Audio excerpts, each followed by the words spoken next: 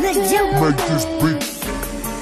Hey y'all, what's up? Welcome back to Girl G channel. Are y'all ready to get into growing up hip hop? Because this is the season finale. We have reached the end of the road, okay, with this season. I mean, this episode was a little yang. It was just like Angela and Bow Wow half of the episode, and then we had a little bit of drama with TT and Egypt because, you know, Sam is still on the outskirts with her. So we're going to talk about that. Then hopefully later on, I'll be able to give you guys an episode of Daily Squeeze because the juice is flowing right now. This pandemic and this new revolution that we have entered has everybody gone cuckoo for Cocoa Puffs. That includes Nene. Then there's some drama all of a sudden with J. Cole and some artist named No Name. So it's going to be a lot that we're going to talk about on Daily Squeeze. But right now, let's get into growing up hip hop. We got no distractions today because my little nigga Chico, I know y'all be talking about him. He's right now at the groomers getting him a fresh fade. So y'all know he always be trying to steal my shine. He won't let me be great, you guys. He just won't. But I'm solo dolo right now. We're going to talk about growing up hip hop, okay? So let's talk about the opening of the episode, which was Lil Twist and JoJo basically telling each other, you disrespected me, homeboy. I don't like that. You disrespected me. Twist is feeling like JoJo was talking to him a certain type of way. And then JoJo was feeling like, Twist, why'd you swing at me? Why you put your hands on me? And they're both literally saying the same exact thing, just differently.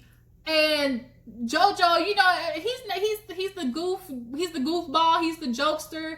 I don't think he would ever walk up to Twist and like approach him in an odd way. But I think Twist, like, something just had to be off about him. Maybe he was already just like set off for that day or something like that. Maybe he was just having a bad day, and you know, maybe JoJo did a little something that set him off. I think he told Easy like, oh, you know, JoJo was trying to talk to me like he my boss or something like that. Who knows? But I mean, what they're fighting over is really silly at the end of the day. But they both like, oh, you know, this is what it is. This is what it is. But Twist just kills me with his calm crazy, which is a little bit scary because we all know Twist to be very even-keeled with his personality, but he kills me with that calm like threat where he just be like, look, like I said, JoJo, just watch how the fuck you talk to me. Like I said, just watch the disrespect. I don't let no man disrespect me. JoJo, just watch how you talking to me, man. Like, he's just so calm with his threats. It's low-key sexy, but it's a little bit scary because like Twist just look like he might not be all the way there when it comes to him, you know, losing his temper. And that's what they said in his little interlude part. The producer's like, should people be worried when you get out of character? He's like, no, people shouldn't be worried. They should hide, you know, run away, all those good things. I say, bitch, don't catch strike 3, Twist.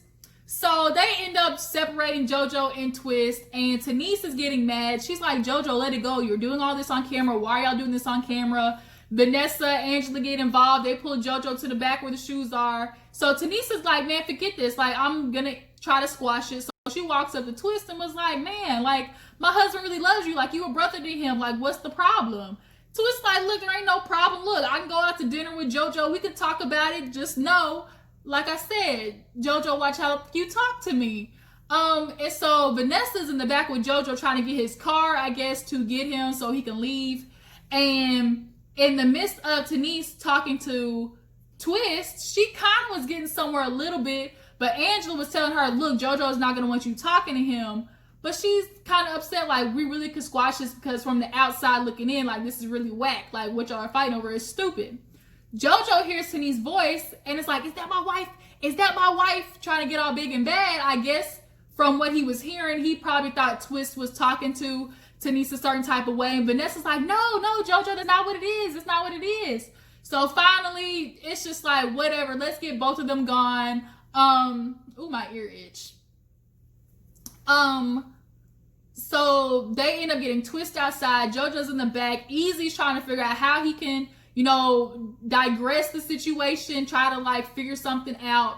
And Twist talks to Easy outside, and we see Brianna walking around and walking up like, what the hell did I just miss?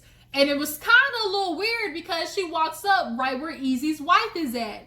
So she kind of like made a little joke like, isn't this crazy? They fighting, here we are standing next to each other. And they were kind of making small talk. So it's very possible that they can be cool with each other. I just think Easy wife just likes having somebody not to like. And she probably still feels some way about, you know, her throwing the drink in Easy's face, but she apologized. He forgave it, so she got to let it go too. But nonetheless, Boogie shows up and he's like, well, okay, what the hell did I miss? And Easy fills him in. He's like, oh, no, we can't have that. We can't have Twist and JoJo fighting. Like, everybody on this show can't be beefing.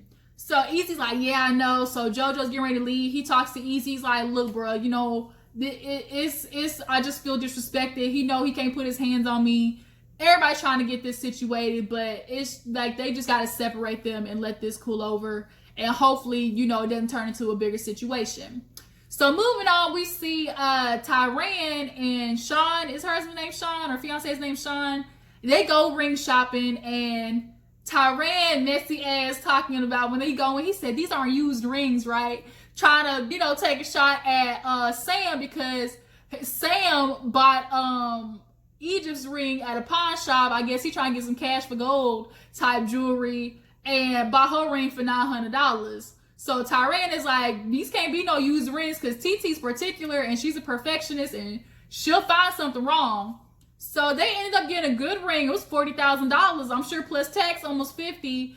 And, you know, they're talking about how he's going to propose and he feels like he wants to propose at the promo shoot that they're doing. And Tyran has to keep it a secret. He got TT's mom to come down from Jamaica to surprise her. And, you know, Tyran's like, look, I can't tell Egypt because, you know, I don't want there to be any type of retaliation of her feeling a type of way of how, you know, TT basically tried to put a pause in her engagement. He's just like, nah, I got to keep my P's and Q's to myself and let this thing play out. So today the promo shoot, everybody's walking up. We see Sam shaving his ugly ass, egg-shaped head. And JoJo walks in. He's like, you know, I'm just going to avoid Twist. There ain't going to be no fighting or nothing today. But, you know, he ends up talking to Sam. Sam's trying to ask questions, but JoJo's not here for it. He's just like, man, you know, we just didn't get along. I'm going to leave it right there. Everybody's doing their photo shoot. And did y'all see how they had Egypt doing the punches? Like, she was, I guess, taking her little promo video. I was like, bitch, you can't fight. You could tell by the way she was doing those air punches, like she really thought she did something to Brianna. Girl, you cannot fight. I could tell by the way you was punching during that promo shoot that you is not it, baby. You is not it. You just got lucky with Brianna. That's all it is.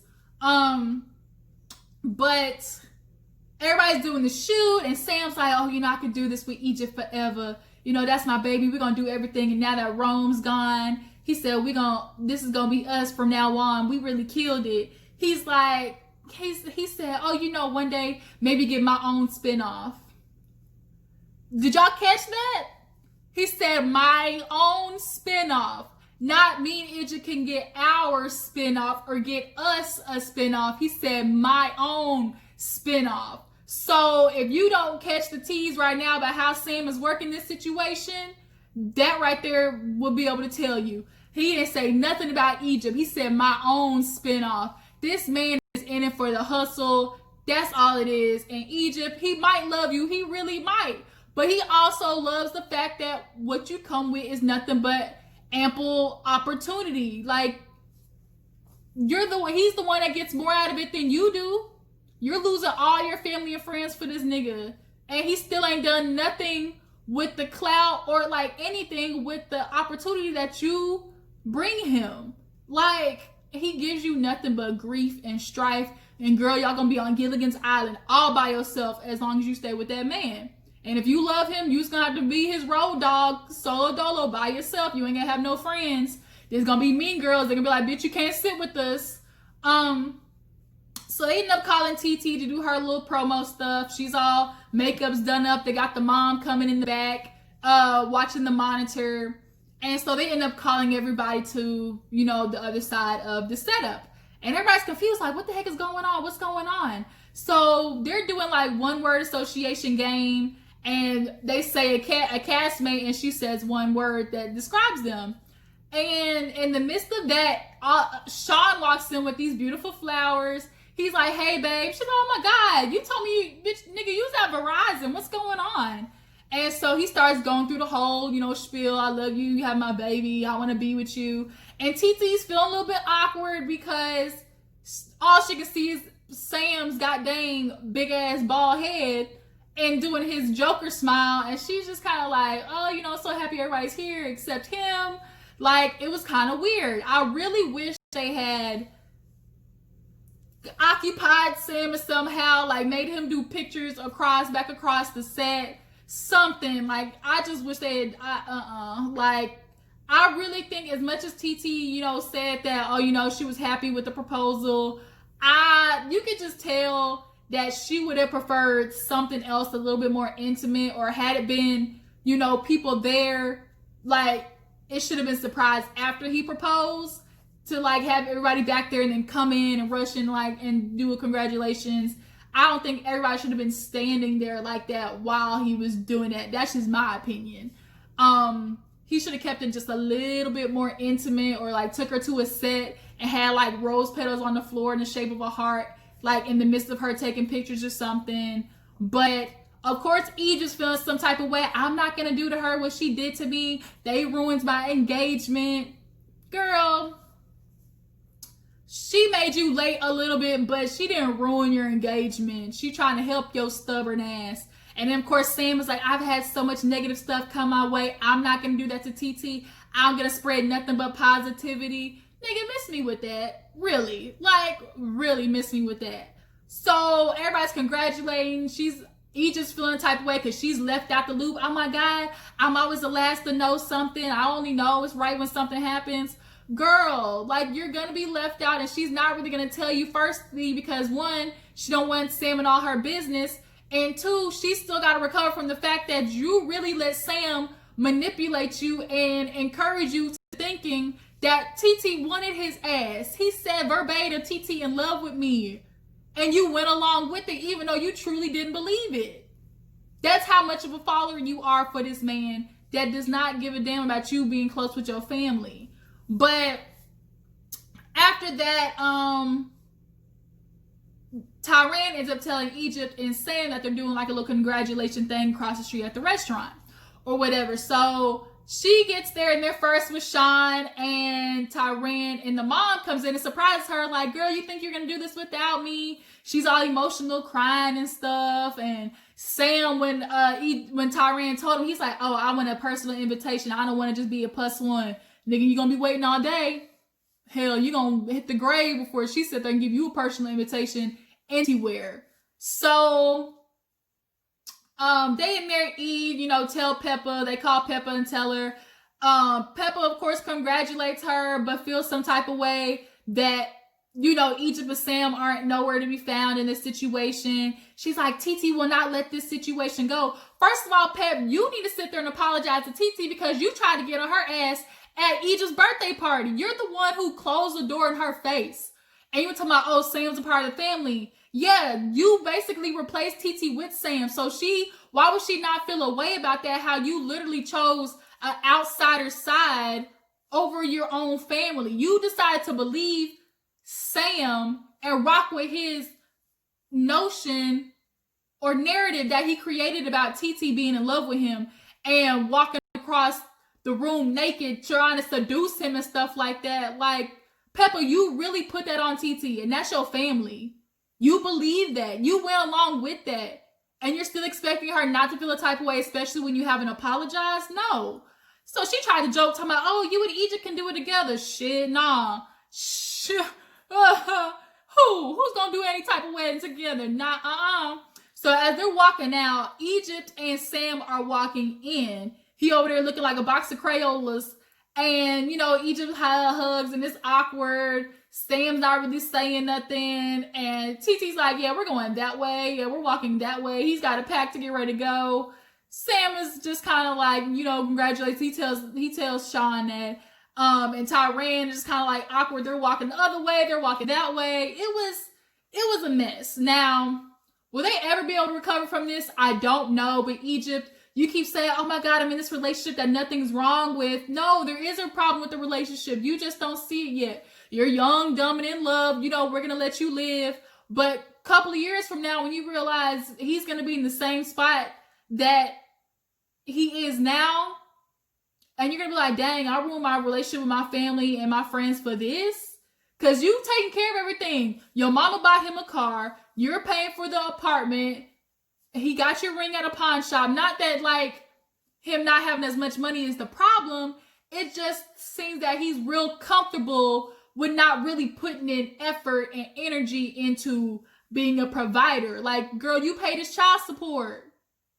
You got blasted with, like, girl, you are paying his child support. You don't see that as a problem? So Egypt, you keep trying to make people see Sam for how you see him, but you got to understand, TT's basing how she sees Sam off of her experiences with him, and they haven't been good. And you can't force people to accept Sam just because you want to be with him. It's going to be hard work, you know, trying to balance your friends and your family with Sam. But as long as you're with him, that's just what you're going to have to do. You're going to have to suck it up and do it. It's just action to reaction. They don't like it, so you're going to have to, you know, do separate situations. You're going to have to show up to parties without him. I mean, you can still love him and everything, but you're just going to show up to party solo dolo. And that's just what it's going to have to be. So we get to a little part where Angela and Bow Wow, you know, they're flirting and stuff as usual. She go over there, her high heel boots. He trying to question her like a boyfriend. Girl, where you going with these sexy boots on? And they start talking about, oh, is she going to go on tour with him and stuff like that? And I think right there is where I saw like how Romeo was getting pissed. He feels a way about Bow Wow and Angela having this close relationship. I think Romeo saw Bow Wow was coming, and he knew that Angela was probably going to give Bow Wow more time of day because obviously they got history. But Romeo, you made a promise to be there for her and you were nowhere to be found. Don't even answer her phone calls. So you can't stick to your word for shit. And you and, oh, they trying to pin us against each other. Ain't nobody pin y'all against each other. As much as I really don't fuck with Bow Wow like that, and the competition between Romeo, between you and him, nigga, I'm sorry, he wins. So she shows him the outfits and stuff like that. Fast forward, we get to the tour date. You know, he's out there doing his thing, and Angela's, oh my God, I have, you know, my feelings never, my love for him never went away. You know, she brought him the clothes. He's talking about, girl, you know, you matching with me. She had a sweatsuit and stuff like that.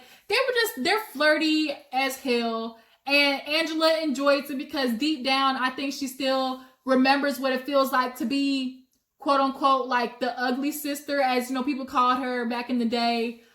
She's finally reached this part where, you know, she's got the body, she's got, you know, her confidence and stuff back up. And Bow Wow basically feeds it. She enjoys the fact that Bow Wow's constantly, you know, hyping her up. And it's a confidence boost for her. And I think she always needs that.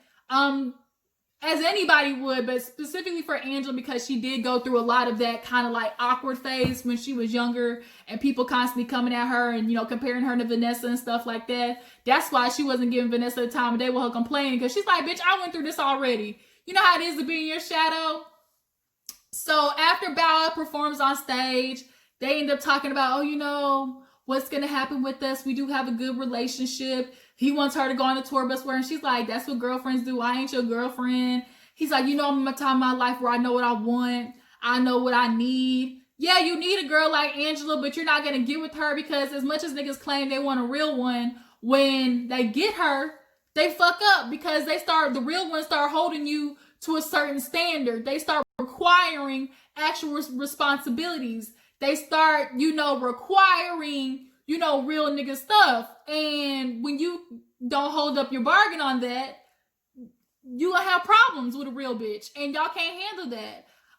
But basically they just both agreed that, you know, as much as we have this situation going on where we're flirting with each other, it's best to just keep it a friendship. You know, we gonna always just basically be, you always have that dude or girl like that you just flirt with. Y'all are really friends. Y'all don't plan on taking it there.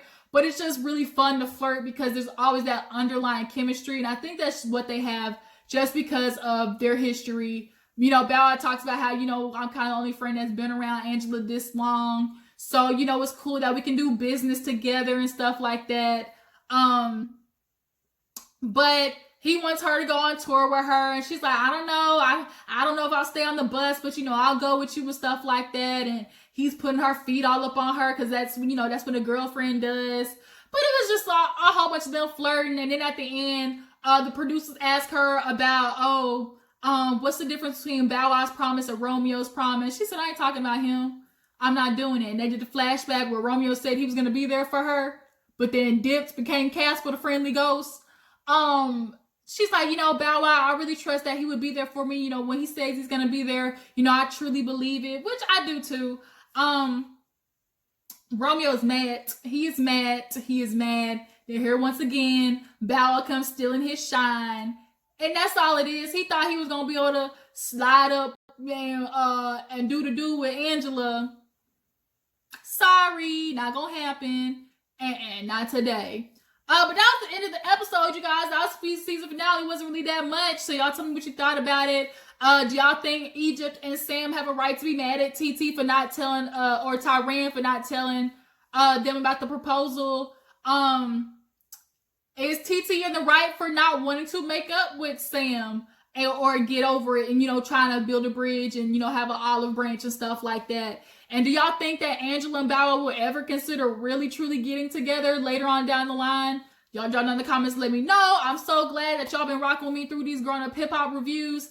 I don't know what other shows we got going on, but y'all can tell me. Drop down in the comments, give me any new suggestions. I'm going to start doing 90 Day Fiance on the weekend, Happily Ever After. And I think there was something else, but y'all drop down in the comments if there are any other shows y'all want your girl to review. I appreciate y'all rocking with me. Before you go, make sure you like this video, subscribe to my channel, and I will check all y'all later. Deuces.